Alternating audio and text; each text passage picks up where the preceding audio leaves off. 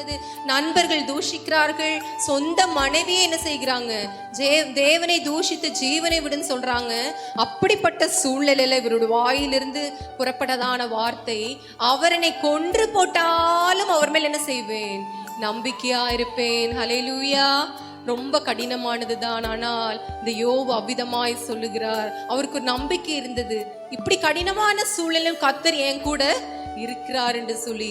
சங்கீதம் 23:4 நம்ம விதமாய் வாசிப்போம் அல்லவா, நான் மரண இருளின் பள்ளத்தாக்கில் நடந்தாலும் பொல்லாப்புக்கு பயப்படேன், தேவரீர் என்னோடு கூட இருக்கிறீர், உமது கோலும் தடியும் என்னை தேற்றும். ஹல்லேலூயா.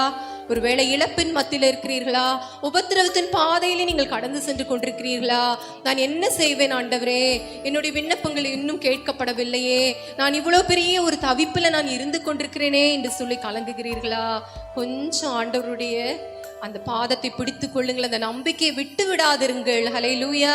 அவர் மேல வைத்த நம்பிக்கை ஒரு நாள் என்ன செய்து விடாதீங்க, தளர்ந்து போக விடாதிருங்கள். கர்த்தர் அதிகமாய் நம்மை பலப்படுத்த ஒரு உண்மை உள்ளவராய் இருக்கிறார்.